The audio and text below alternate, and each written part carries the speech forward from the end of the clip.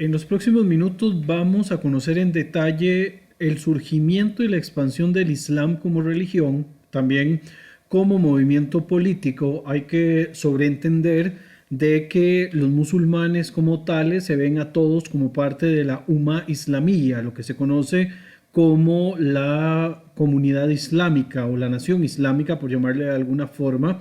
Obviamente la concepción de nación es un tanto distinta, pero esta idea de que los musulmanes todos pertenecen a una misma agrupación nos va a servir a nosotros como base y como fuente para, una vez que estemos haciendo análisis sobre las regiones de Medio Oriente, también aplica para las zonas del norte de África, algunas otras regiones también africanas que fueron tomadas por el Islam, regiones en Asia, nos van a servir de fuente para comprender la migración que existe entre un movimiento de carácter nacional lingüístico, por ejemplo el movimiento panarabista, que lo vamos a ver un tanto más adelante en lecciones posteriores, como el movimiento panislamista, que es el que finalmente va a tomar las riendas y va a eventualmente ser el que genere en estos momentos mayores discordias entre algunos países.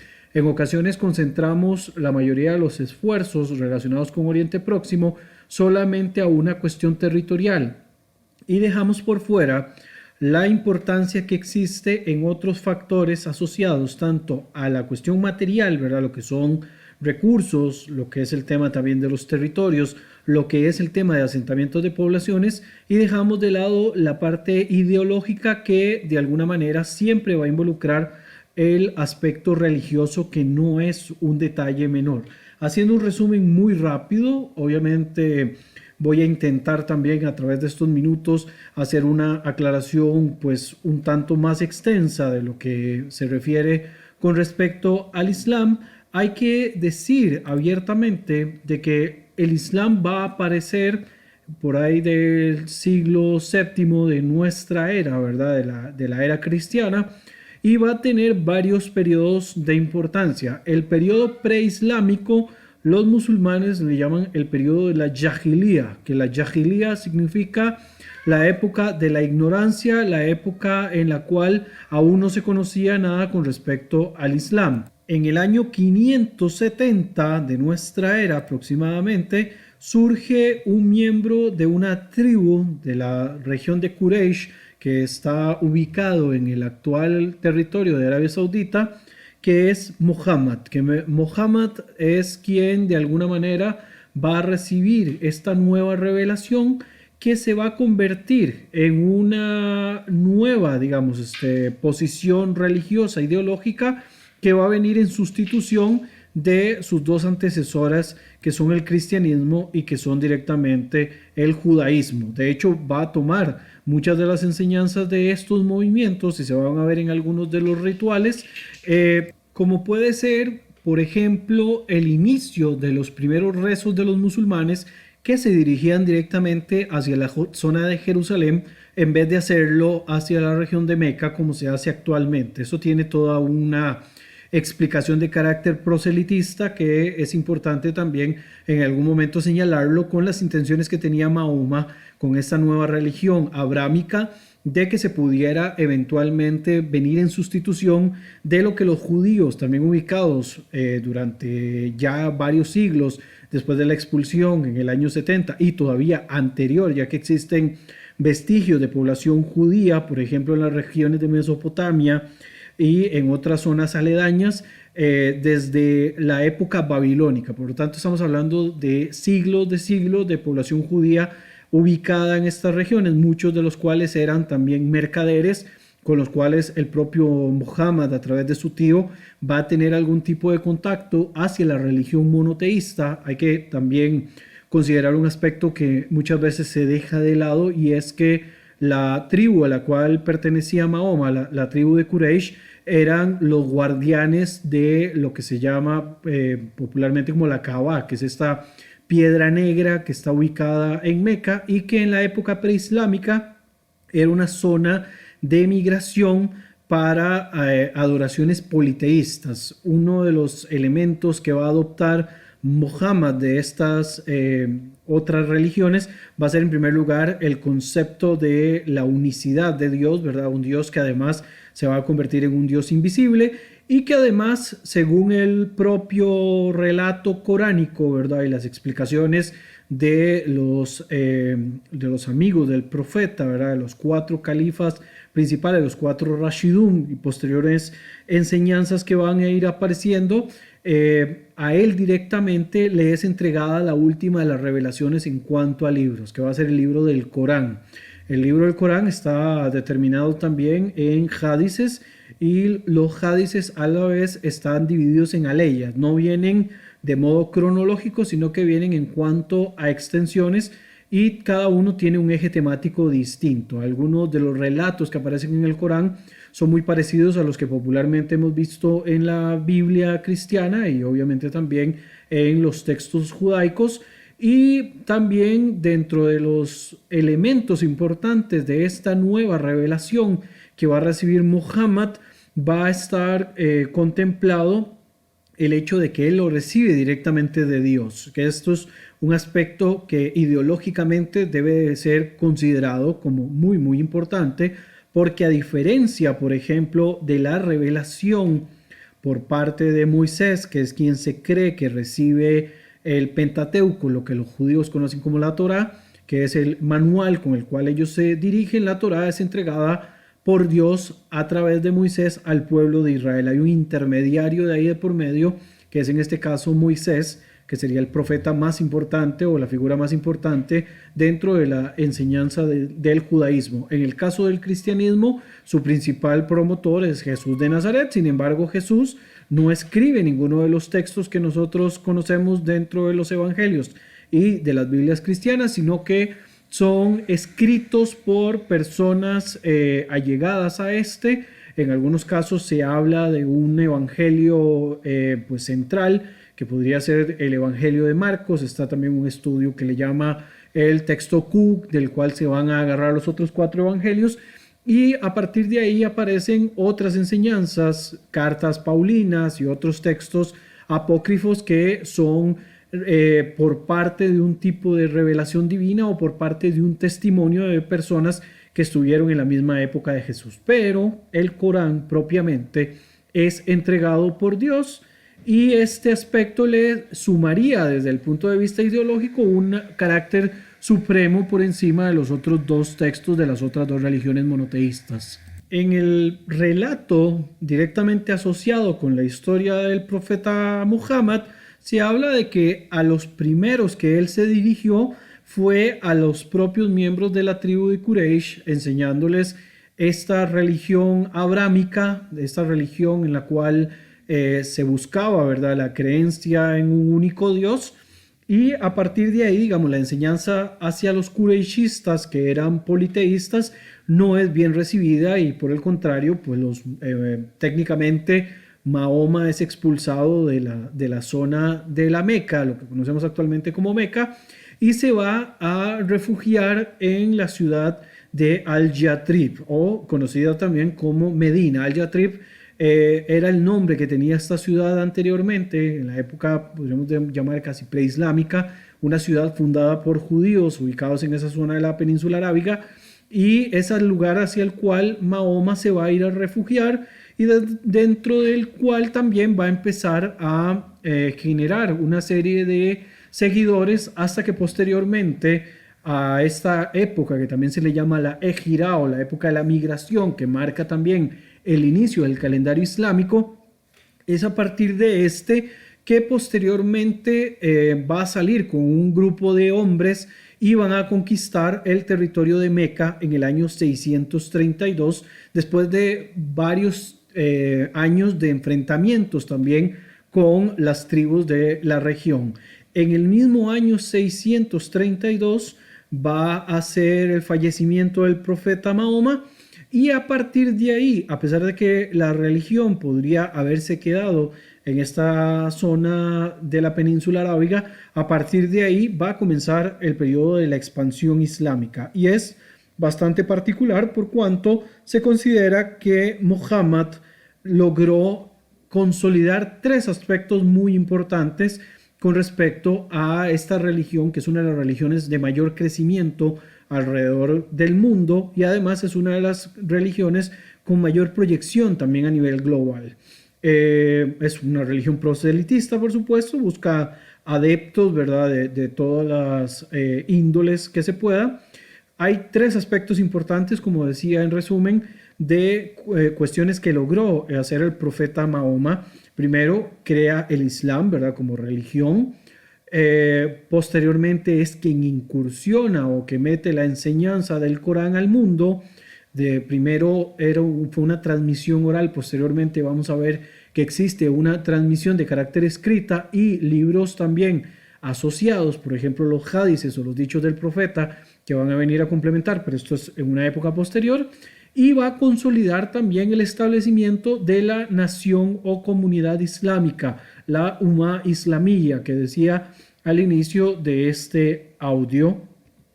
Pero hubo un elemento que quedó pendiente por parte del profeta Muhammad y es lo que va a llevar posteriormente a una escisión o división de la enseñanza del Islam y de la expansión del mismo. Al final de cuentas vamos a tener dos corrientes mayoritarias que se van a dar en un momento específico de la historia, que ya lo voy a comentar, pero por parte del profeta Muhammad va a quedar un pendiente y es establecer un sucesor para la labor de la enseñanza y la expansión del Islam. Entonces, a partir de aquí van a aparecer los denominados 4 Rashidun o los 4 califas del Islam tras la muerte del profeta Muhammad. Vamos a empezar primero con Abu Bakr, que va a ser el primero de los califas posteriores al profeta Mahoma, quien va a mantener a los musulmanes unidos y además va a tener una particularidad, y es que va a ser suegro del profeta Mahoma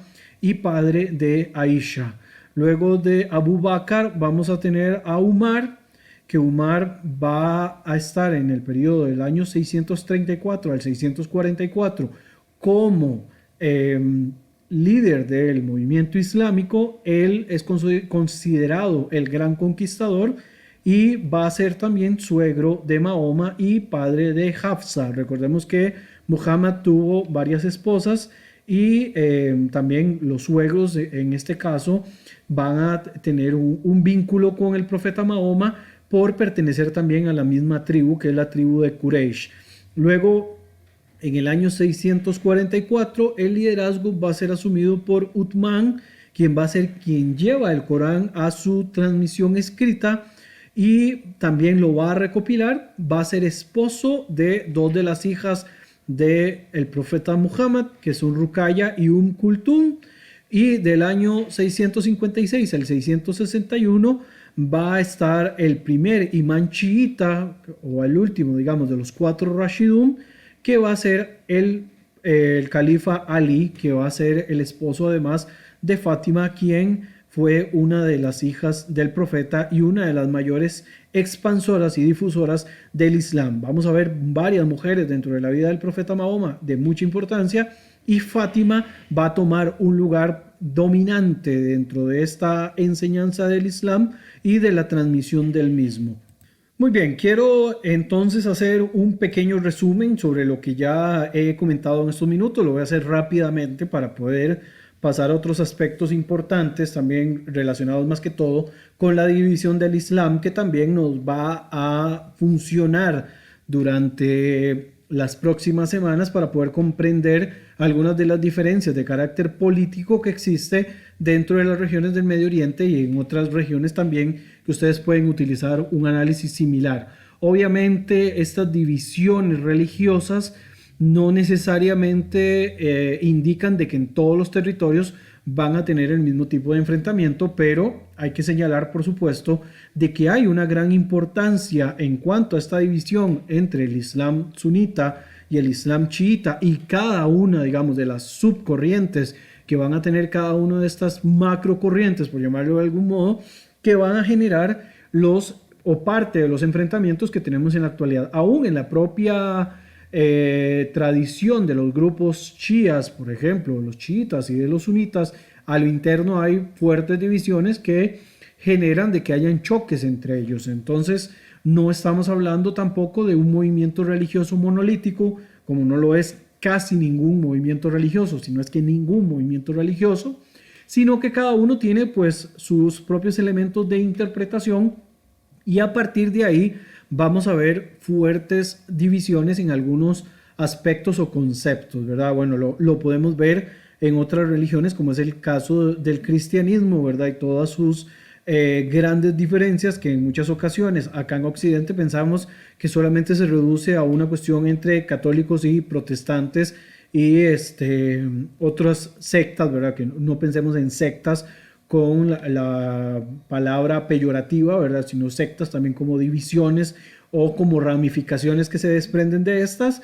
Y la verdad que el tema del cristianismo es mucho más complejo, ¿verdad? Tenemos la iglesia ortodoxa que también tiene sus propias subdivisiones y a través de esto vamos a ver diferentes tipos de enseñanza. Lo mismo pasa exactamente con el Islam que con sus corrientes, ¿verdad? Tanto chiitas como sunitas, no es lo mismo el chiismo de la República Islámica de Irán, aunque Irán es el país con mayor porcentaje de musulmanes chiitas del mundo, que el chiismo que se practica en Irak, ¿verdad? Y en otras regiones, en Bahrein, por ejemplo, o en otras regiones donde los musulmanes chiíes son minorías.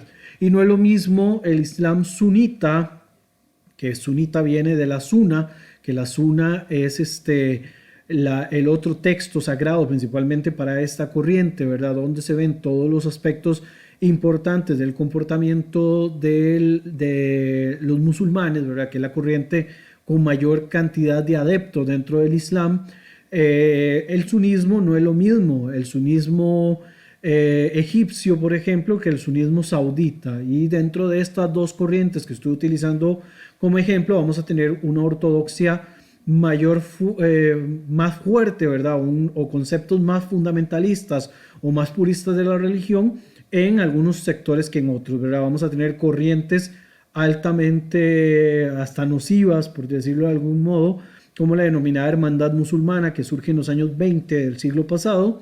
Y en el caso de Arabia Saudita vamos a tener el movimiento wahabista, que es una interpretación del movimiento salafista, parecido al de los hermanos musulmanes, quienes buscan también una consideración o una interpretación mucho más pura de la religión. Pero haciendo un resumen de lo que acabo de explicar recientemente, tenemos el nacimiento del Islam, ¿verdad? En la península arábiga, que está situada en Oriente Próximo, entre el Mar Rojo y el Golfo Pérsico, ¿verdad? Su territorio es casi en totalidad pues una región desértica, ¿verdad? Que es la región de Arabia. Esto ocurre en el siglo VII de la era actual.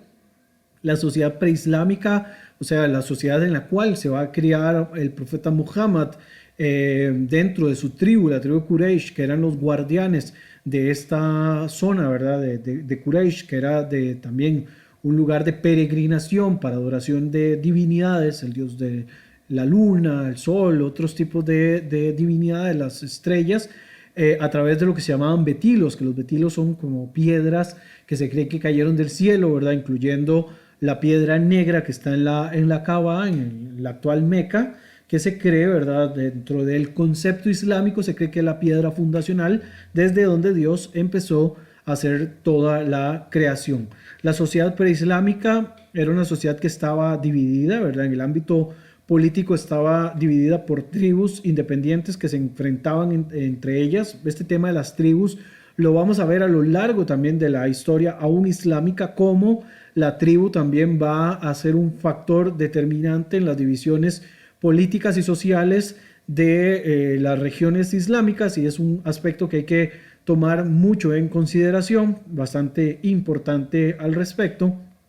En la cuestión económica existían las zonas del interior que estaban habitados por tribus, principalmente beduinos, que eran nómadas y se dedicaban al pastoreo. Y en las costas la población era un tanto más sedentaria, ¿verdad? Al tener un poco más de accesos a otros tipos de bienes. Por ejemplo, la región agrícola del sur en el Yemen, y estaba dedicada al comercio en el norte. Aquí surgen las dos ciudades de la península, ¿verdad? Las más importantes, que son Al-Yatrib, conocida posteriormente como Medina, que se va a llamar además la ciudad del profeta, y la Meca, que es el lugar más sagrado de la corriente islámica. Posteriormente a Meca y a Medina se va a sumar Jerusalén por ser la ciudad, la primera ciudad hacia la cual se dirigía el rezo en el Islam, o al menos esa es una de las interpretaciones que dan los musulmanes para la importancia de Jerusalén, aunque Jerusalén no es nombrado en ningún momento dentro del Corán ni de otros textos, sino que podría considerarse, ¿verdad?, un tipo de interpretación más de carácter político moderno, ¿verdad?, para todo el enfrentamiento que existe en la actualidad con respecto a Jerusalén, ¿verdad?, y a la mezquita de Al-Aqsa, que no existía en la época del profeta, y que se considera de que cuando el profeta en algún momento se refería a Al-Aqsa, se refería a una mezquita lejana que estaba dentro de la misma península arábiga y no necesariamente a lo que se encuentra directamente en Jerusalén, o conocido también en árabe como Al-Quds. En el ámbito religioso, pues los beduinos eran fetichistas, también politeístas, ¿verdad? Todo tenía algún tipo de representación, y por lo tanto se notaba, ¿verdad?, esta situación de la creencia en muchas divinidades, que va a cambiar con la llegada del profeta Muhammad, ¿verdad? Uno de sus elementos de culto es la piedra negra o Kaaba, que se va a encontrar en Meca, ¿verdad?, que posteriormente va a ser islamizada. Bastante curioso que además de islamizar personas, se islamizan edificios. Esto lo podemos ver en las expansiones islámicas, cuando se toman lugares de culto de otras religiones y los convierten en mezquitas o en lugares, en santuarios importantes para la corriente islámica. Bueno, Muhammad aparece en el año 570 de una familia ligeramente acomodada de Quraysh. Se dedica al comercio y en sus viajes conoce las religiones monoteístas, principalmente el judaísmo y el cristianismo. A los 40 años recibe la revelación por parte de Alá, y 3 años después empieza a predicar su nueva doctrina, ¿verdad?, el Islam, que no es recibida por la mayoría de las otras dos corrientes monoteístas, que ya tenían su propia versión de religión, aunque por supuesto muchos presionados o muchos convencidos adoptan la nueva religión, ¿verdad?, la religión del Islam, que es la que se va a dar a partir de la expansión islámica después de la muerte del profeta Mahoma principalmente. Islam como término significa aquel que se somete a la voluntad de Alá, y el musulmán es aquella persona creyente, ¿verdad?, el que se va a ser sumiso a la religión, ¿verdad?, o a las doctrinas del Islam. Y la doctrina está principalmente concentrada en el Corán, ¿verdad? Y hay 5 pilares principales dentro del Islam, como es la profesión de la fe, que solamente existe un Dios, ¿verdad? Y el profeta Mahoma es el último de los profetas. De hecho, que hay una declaración de fe que se encuentra en la primera sura del Corán, donde es la declaración de fe que hacen aquellas personas también que adoptan el Islam como su camino espiritual. También dentro de las corrientes sunitas principalmente, porque también hay algunas variaciones, pero uno de los principios fundamentales importantes está el rezar varias veces al día, ¿verdad? En el caso del sunismo, 5 veces al día en dirección hacia la Meca, y se hace también un ritual pues masivo, comunitario, los viernes en las mezquitas. Esta cuestión del viernes viene en sustitución, por supuesto, de la noción del Islam, del cristianismo y del judaísmo, de otros 2 días sagrados, como lo es en el caso del judaísmo el sábado, en el caso del cristianismo el domingo. Otro de los pilares es el dar limosna a las personas necesitadas, también el ayuno del mes del Ramadán, y también hacer la peregrinación a la Meca, aunque sea una vez en la vida, dependiendo de las capacidades económicas que tengan las personas. Y vamos a ver también en las próximas semanas cómo el tema de la Meca en la actualidad también es un punto de discordia, bueno, no tal vez de discordia desde el punto de vista religioso, porque religiosamente hablando queda completamente claro cuál es el funcionamiento que tiene Meca, pero por ejemplo, hay un aspecto bastante particular de los principales líderes del Medio Oriente y su interés con respecto a Meca. En estos momentos la Meca está bajo administración del gobierno de Arabia Saudita, pero hay bastantes diferencias de carácter religioso que países, por ejemplo, como Irán o como Turquía, junto con Qatar, el mismo Egipto en algún momento quizás, han visto interés en que sea su corriente o su movimiento religioso con mayor importancia quienes puedan tener la administración de los dos lugares más sagrados del Islam. Obviamente también hay todo un tema ahí político religioso con respecto a la ciudad de Jerusalén y por eso también hay que incorporarlo dentro de estas disputas de carácter ideológico religioso entre las corrientes islámicas. En cuanto a normas de comportamiento básicas, se esperaría que el buen musulmán no consuma alcohol, ¿verdad? Que se abstenga de consumo de alcohol. También hay una prohibición en cuanto al consumo de carne de cerdo.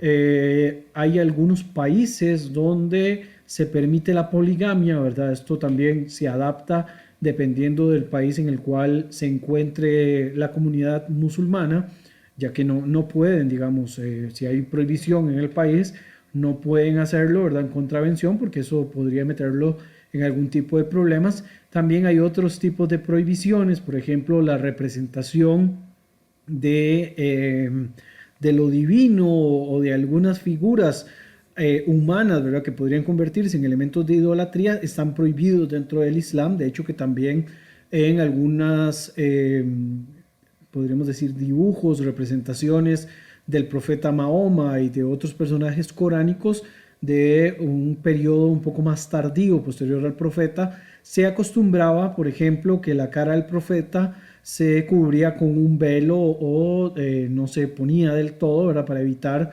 algún tipo de falta de respeto, también para evitar algún tipo de representación que se convirtiera en un elemento de idolatría. También están prohibidos los juegos de azar y existe también en algunas concepciones el respeto hacia lo que se denominan los pueblos del libro, que en este caso serían los cristianos y los judíos, a quienes se les permite, aunque de una manera controlada, la práctica de su religión, aunque lo hacen bajo una figura que es la figura del dhimmi, principalmente en aquellos países que son gobernados por la religión islámica. Hay países que son laicos en la actualidad, pero en aquellos países donde gobiernan teocracias o donde la religión es todavía un factor determinante en su comportamiento estatal, estamos hablando principalmente en la época moderna o en la época también de los califas y demás, la figura del dhimmi le permitía, que significa protegido, le permitía a cristianos y judíos practicar su religión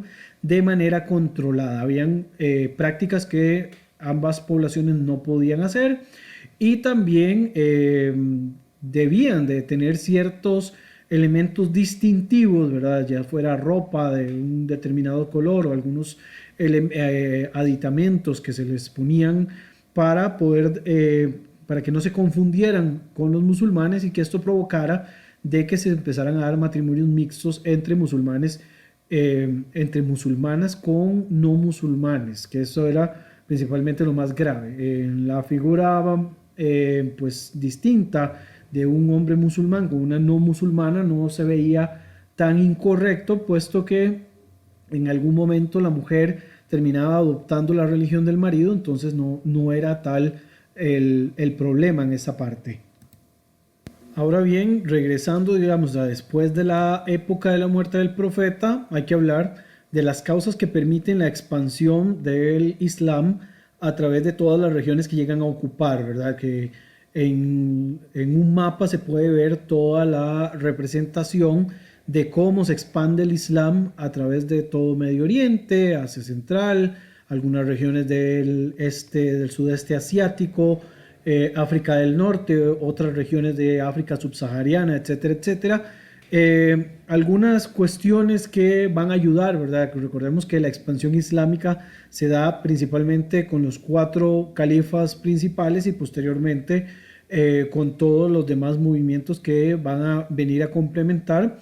Algunas causas, bueno, la organización, primero que nada, de una fuerza que era tanto política como religiosa y militar, que va a ayudar a las diferentes regiones a someterse al Islam. En la mayoría de los territorios el sometimiento fue, ¿verdad?, bastante fuerte. A algunos no se les dio la opción, ¿verdad?, era convertirse o morir. Hay algunos relatos también de ataques a tribus de otras religiones, principalmente de las tribus de judíos o de cristianos, a los cuales se les forzó a la conversión o en algunos casos se exterminó, ¿verdad? Hay un relato sobre la tribu de Jaibar, ¿verdad? Que era una tribu judía que estaba en oposición a Mahoma y la cual fue exterminada técnicamente dentro del periodo de la expansión islámica. También dentro de las causas estuvo las intenciones y el deseo de que la fe islámica se pudiera extender a todos los confines, ¿verdad? Considerándola además la única religión verdadera. También la idea de ir consiguiendo más territorios para poder obtenerlo como botín de guerra, ¿verdad? Y que esto sirviera también para tener recursos y por supuesto se aprovechaban de aquellas regiones donde sus adversarios no ponían mayores problemas. Las etapas de la expansión islámica importantes, podríamos hablar del califato ortodoxo entre los años 632 al 660 de la era actual. Después vamos a tener la expansión a través del califato de los omeyas entre el año 661 al 750 y vamos a tener el califato de los abásidas entre el año 750 al año 1055 de nuestra era. En esta división de califatos, en el califato ortodoxo del 632 al 660, vamos a tener que el centro o la capital de este califato va a ser la ciudad de Medina y en este periodo se van a conquistar los territorios de Siria, Egipto, la región palestina, también las regiones de Mesopotamia. Luego en el califato omeya del 661 al 750 vamos a tener a la familia omeya, ¿verdad?, que va a tomar el poder y van a trasladar la capitalidad a la ciudad de Damasco, que sería en la actual Siria, ¿verdad? Acá también van a establecer ellos, a diferencia del califato ortodoxo, que se va a elegir entre los amigos o el círculo más inmediato del profeta. En el caso de los omeyas, ellos van a establecer una sucesión de carácter hereditario, ¿verdad? Se van a expandir hacia el oeste, llegando hasta la península ibérica y al este hasta el valle del Indo y del Turquestán, que serían las regiones más importantes. Luego vamos a tener al califato abasí del 750 al 1055. Ellos van a tomar el control después de sacar a los omeyas. Los abásidas se llevan la capital de Damasco hacia Bagdad, van a conquistar también las ciudades de Creta y Sicilia, se van a expandir y en algún momento se van a tener que detener por luchas de carácter interno y los turcos van a conquistar el califato en el año 1055 y a partir de ahí ya no va a existir un califato, aunque existan, digamos, los reyes abasíes, se van a mantener bajo dominio turco hasta que en 1258 se va a dar una toma de la región de Bagdad por parte de los mongoles. Posteriormente a esto, podemos hablar de la organización imperial o de la organización islámica, ¿verdad? En la parte política vamos a tener al califa como principal figura, quien va a ser además jefe religioso y jefe político en épocas que podríamos llamarle teocráticas, ¿verdad? Donde la religión va a ser lo principal que va a tener su control completo y van a determinar cuáles son las leyes que hay que cumplir. Va a existir también una administración central a través de dos dependencias principales que son los ministerios. y van a tener un visir, ¿verdad? Que va a ser como el, por decirlo así, el vocero de esas administraciones centrales, ¿verdad? A través de los diferentes ministerios. Y luego va a existir una administración territorial dividido en provincias donde van a tener gobernadores y van a tener jueces también, ¿verdad? Que esos van a ser los principales que van a controlar.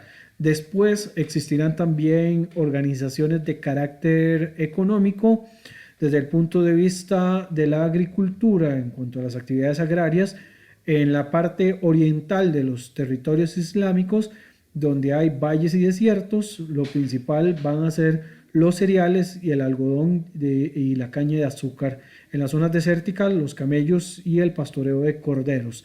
En la parte occidental, las cuestiones agrícolas, va a haber regadío, todo lo que es la parte agrícola y la rotación de cultivos, y se van a sembrar principalmente cítricos, hortalizas y azafrán como productos básicos fundamentales, mientras que en la parte de la propiedad de la tierra van a estar en poder de los dueños, ¿verdad? Quienes van a pagar impuestos para mantener la economía del imperio, y las tierras van a estar también en manos del Estado. Un quinto se va a pagar para el califa y el resto se iban impuestos para la aristocracia del mundo musulmán, ¿verdad? Que como cualquier época pues de gobierno también existe estos aristócratas que van a tener ese dominio. En las actividades urbanas van a existir pequeños talleres de artesanías donde van a haber cuestiones como tejidos,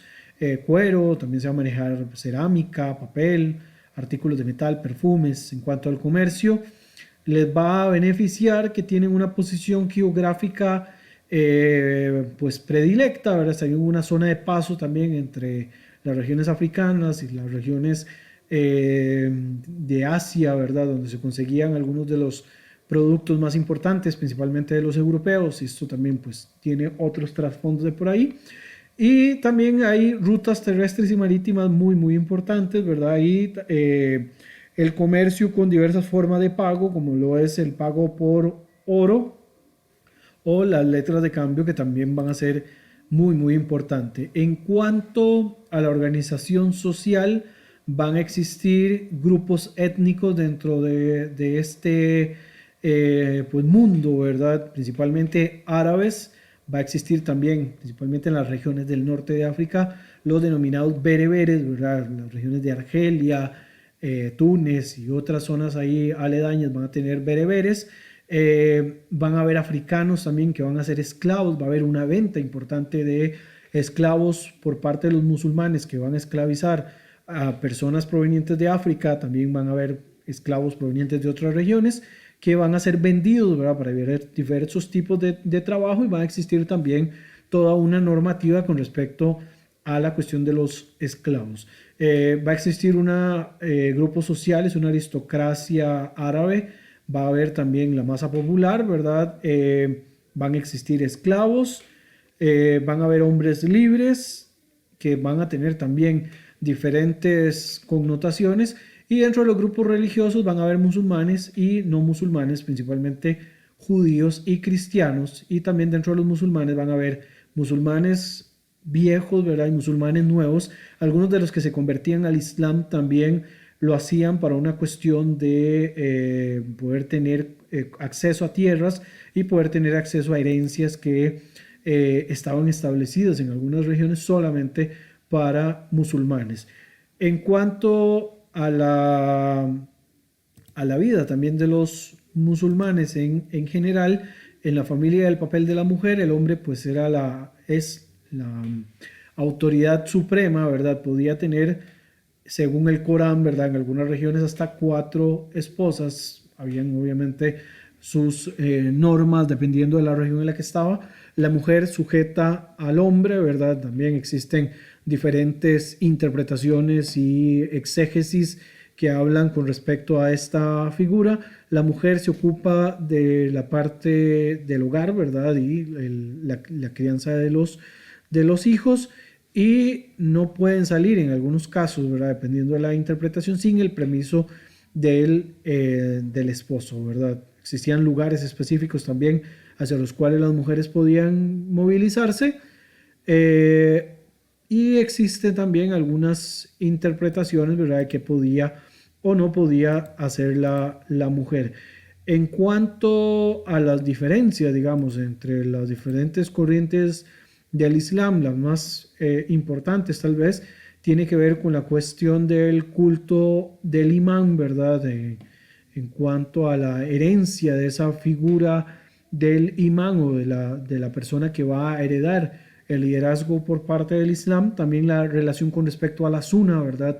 Que es este otro compilado textual de interpretaciones que no es adoptado por la mayoría de los movimientos chiitas, sino que ellos van a tener la sira como un elemento de interpretación.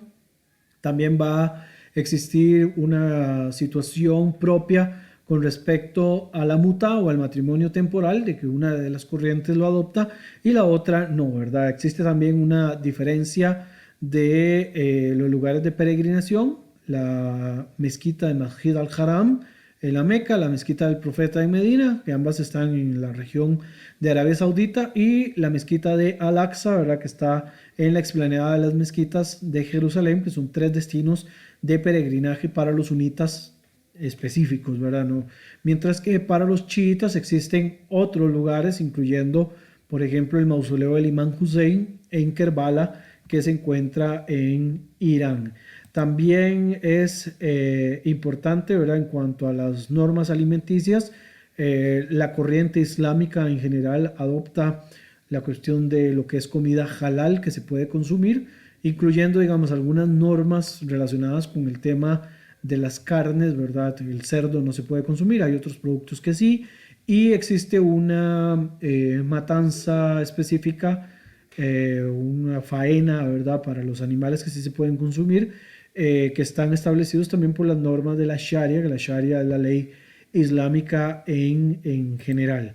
En cuanto también a la cuestión del Islam, hay escuelas de interpretación también coránica, ¿verdad? Y de toda la normativa islámica, que existen algunas que son, pues, un tanto más, no podríamos decir más estrictas, pero su interpretación es un tanto diferente, ¿verdad? Va a depender también mucho de las regiones en las cuales se ubicaron, y esto es bastante importante de determinar. Existe dentro de la corriente suní, ¿verdad?, a grandes rasgos, 4 escuelas principales del Islam, que son la Maliki, que está principalmente ubicada en la región del Sahara Occidental, también Mauritania, Marruecos, Túnez, Argelia, Libia, Kuwait, Bahrein y los Emiratos Árabes, donde tienen una importante presencia. También existe la escuela Hanafi, que esta fue fundada por el imán Abu Hanifa, que vivió en Irak después de la muerte de Mahoma. Y esta escuela está principalmente ubicada en las regiones de Asia Meridional, también en algunas zonas de Oriente Próximo, principalmente, digamos, algunas regiones de Egipto, ¿verdad?, donde hay influencia por la época de la expansión otomana, que también trajo consigo de esta corriente directamente asociada con la Hanafi, en algunas regiones del Levante Mediterráneo, en regiones del Cáucaso, lo que es zonas cercanas a Asia Central también, y hay también en las zonas balcánicas presencia de la escuela Hanafi. Y la escuela Hanbali, que es la que está mayoritariamente en las regiones del Golfo Pérsico, se le considera una de las escuelas más estrictas dentro de la corriente sunita de las existentes. También existe las escuelas chiitas también de enseñanza y corrientes chiitas de enseñanza del Islam, las cuales se dividen principalmente en sectas, principalmente, más que en escuelas. Podríamos hablar 3 sectas principales, ¿verdad?, que son los ismaelíes, los zaidíes y los duodecimanos también, que tienen cada uno su propia jurisdicción y su propia interpretación, y es a través de esas denominaciones. Además, digamos, dentro de la corriente chiita vamos a encontrar otros subgrupos, ¿verdad? Como son los alawitas, también la corriente drusa, ¿verdad? Que los drusos van a tener su propia, pues, también jurisdicción, y el saidismo, ¿verdad? Que ya lo había mencionado anteriormente, que son algunas de las corrientes más importantes dentro del Islam. Eso en cuanto, digamos, a corrientes importantes. Luego vamos a tener dentro del Islam connotaciones entre lo que es la ortodoxia de la exégesis y lo que van a ser los diferentes puntos de vista, ¿verdad? Ya hemos visto que la religión como tal no es monolítica, o sea, no tiene un único eje de interpretación, sino que existen diferentes formas de poder verla a la religión. Y esto me lleva también a hablar de que, como existen corrientes puristas de la religión y la interpretación, que por cierto esto tiene diferentes puntos de vista con respecto a la interpretación. En la época actual, además de las corrientes de carácter religioso, existen corrientes de carácter político-religioso, como lo es el movimiento del Islam político, donde los temas relacionados con el Islam político van a ir de la mano de las corrientes. Esto no es tanto, digamos, asociado con una escuela en específico, pero sí, obviamente, los intérpretes y los que se apegan más a las cuestiones del Islam político van a utilizar más aquellas visiones puristas o aquellas interpretaciones más ortodoxas de la religión para poder utilizarlo. Dentro del material que se les ha compartido hay algún material relacionado con el Islam político, que hay estudios relacionados con esto que son importantes también que los puedan tener a consideración. Hay que tener también un punto importante establecido por acá, que puedan tenerlo como base en cuanto a la organización islámica y también a la organización del mundo árabe, o la organización de muchos de estos, que se va a seguir repitiendo, ¿verdad?, en próximos audios para que lo tengan en consideración, pero que es importante que ustedes lo tengan para, a la hora de hacer un análisis o una interpretación, también tomen estos factores como elementos importantes para entender las divisiones que existen dentro de los diferentes territorios.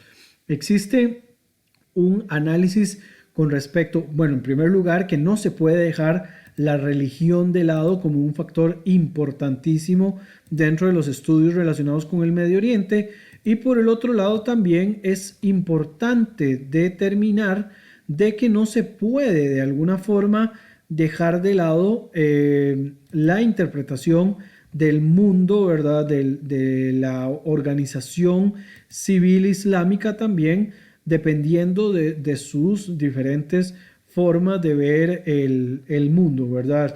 A esto en algún momento un historiador, un orientalista en realidad, de nombre Bernard Lewis, le llamó las dicotomías de los conflictos en el Medio Oriente, y posteriormente muy probable que se profundice más sobre esta cuestión de las dicotomías, pero en términos generales lo que decía Lewis, y que también utilizan algunos otros analistas, es explicar de que no se puede considerar todo el análisis sobre Medio Oriente y los conflictos que se han dado desde las divisiones postcoloniales o desde la propia época en la cual se empezaron a establecer los parámetros para esta división. Hablemos, por ejemplo, de Sykes-Picot de principios del siglo pasado. Hay un elemento que no se puede dejar de lado, y es la organización civil del mundo islámico o del mundo árabe en general. También lo vamos a ver entre el mundo africano y lo vamos a ver en algunas regiones de Asia. Casi que la división política que nosotros conocemos de estas regiones, que es el Estado Nacional, es una herencia de carácter occidental, como muchas otras cuestiones que tenemos nosotros que asimilar dentro del carácter occidental, y no se tomó en consideración las divisiones de carácter social de cada uno de estos grupos. Entonces, las dicotomías, como le llamaba Lewis, para determinar El análisis de los conflictos de Medio Oriente incluye los enfrentamientos entre poblaciones árabes y no árabes. Esto dentro de un punto de vista etnolingüístico, no solamente étnico o sanguíneo, sino también lingüístico, asociado a lo que los une a todos con respecto al lenguaje. Después vamos a tener el enfrentamiento entre regiones musulmanas y no musulmanas, que esto podría explicar algunos conflictos de la actualidad o parte de algunas de las motivaciones de conflictos de la actualidad, como pueden ser la persecución del autodenominado Estado Islámico, que ya técnicamente se concentra en algunas células, en algunas partes de Medio Oriente y del norte de África, o también contra la persecución contra cristianos o la persecución contra minorías yazidíes o el odio contra los judíos o enfrentamientos con respecto de grupos ultra religiosos musulmanes contra grupos judíos también. Hablemos el caso del Hamas, por ejemplo, de la Yihad Islámica Palestina, que ambos obedecen a corrientes de Islam fundamentalista, o en el caso del Hamas, por ejemplo, que vienen de la corriente de los hermanos musulmanes que no aceptan el gobierno de una población o de un grupo no musulmán dentro de la zona. El elemento del enfrentamiento entre musulmanes y no musulmanes es sumamente importante. Luego, los enfrentamientos entre chiíes o entre chiitas y sunitas, y también los enfrentamientos internos que han vivido algunos territorios, como lo es el enfrentamiento entre radicales islámicos y nacionalistas laicos, donde podríamos utilizar como un ejemplo espectacular al respecto el choque dentro de los movimientos golpistas en el Egipto posterior a Hosni Mubarak, en las denominadas primaveras árabes, y el golpe de Estado que se le propina al primer presidente elegido de manera democrática, como lo fue Mohamed Morsi, a través de los militares, ¿verdad? Cuando les intentó quitar el poder que tenían los militares para dárselo más que todo a corrientes un tanto más asociadas a la religión, y esto llevó a que se le otorgara, que se le diera un golpe de Estado a Mohamed Morsi y que expusieran a un dictador militar, ¿verdad? O a un, podríamos pensar a otro, ¿verdad?, más parecido a Hosni Mubarak, que liderara desde un punto de vista más asociado a un movimiento laico. Y por último, ya para cerrar el audio en estos minutos que hemos estado escuchando sobre el origen y sobre algunas cuestiones relacionadas con el Islam, ante las cuales también, si tienen alguna duda o consulta, pueden plantearlas y posteriormente se les estaría dando respuesta a cada una de sus preguntas. El tema relacionado con la exégesis o la interpretación del Islam es bastante particular en la actualidad, puesto que existen algunas fuentes o que se cree que son los pilares para la interpretación del Islam, salvo algunos reformadores que han aparecido en los últimos años. El Islam tiene algunos tipos de interpretación que son tomadas de una manera más ortodoxa por unos que por otros. Entonces vamos a tener una interpretación con respecto tanto a las aleyas del Corán, que van a depender del tafsir, del intérprete que lo haga, ¿verdad?, de la interpretación que se le dé, que va a ir de la mano de aquellos que recibieron el Corán de forma directa, ya sea oral, a como posteriormente se transmitió de manera escrita, ¿verdad?, como ya lo mencioné en la época de los Rashidun. Luego va a existir también la interpretación de la suna del profeta, ¿verdad? Recordemos también que quienes no creen en la suna o quienes no utilizan la suna como fuente jurídica, utilizan la sira o utilizan algunos otros elementos complementarios. Y también va a estar la interpretación de aquellos que estuvieron más cerca del profeta en cuanto al tiempo, ¿verdad?, quienes lo hayan escuchado y dejen en manifiesto que el profeta pensaba de X o de Y forma en algunos temas específicos. Y también tomando en consideración que la interpretación tiene que ir basada en el idioma en el cual fue recibida originalmente, que fue en el árabe, ya que a la hora de hacer traducciones puede que se pierda de alguna manera el sentido con el cual fue otorgado inicialmente. Y por lo tanto, las interpretaciones o las opiniones realizadas de forma posterior van a ser válidas siempre y cuando no contradigan una posición anterior que podría ser categorizada como un dogma. Eso es quizás uno de los aspectos importantes, ¿verdad? O complejos para intentar promover un movimiento de reinterpretación de los textos del Corán, ¿verdad? Y las diferentes interpretaciones que van a existir, porque entre más antigua sea, más dogmática y más apegado a lo que el profeta pudo haber transmitido inicialmente. Y esto, por supuesto, impide, digamos, que de alguna manera en algunas regiones exista una separación completa, estamos hablando del mundo musulmán como tal, entre religión y Estado, ¿verdad? Las normas de la religión van a ir muy de la mano con lo que se establezcan dentro de los estados, y cualquier intención de hacer un cambio en este elemento tan importante no va a ser visto de manera tan positiva, y de ahí nos vamos a dar cuenta de cómo el fracaso, por ejemplo, de un movimiento nacionalista aplicado a un concepto étnico-lingüístico como lo fue el movimiento panarabista, va a fracasar rotundamente, ¿verdad?, en esa composición, y le va a dar pie a que una visión purista, además bastante pues acogida posterior a la revolución islámica con mucha más fuerza en el año 1979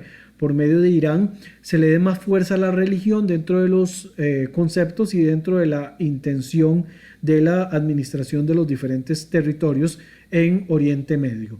Pero vamos a dejarlo para las próximas sesiones, poder explicar de una manera un poco más explícita la situación relacionada con los diferentes territorios donde está el Islam como una forma de administración, tanto jurídica como política.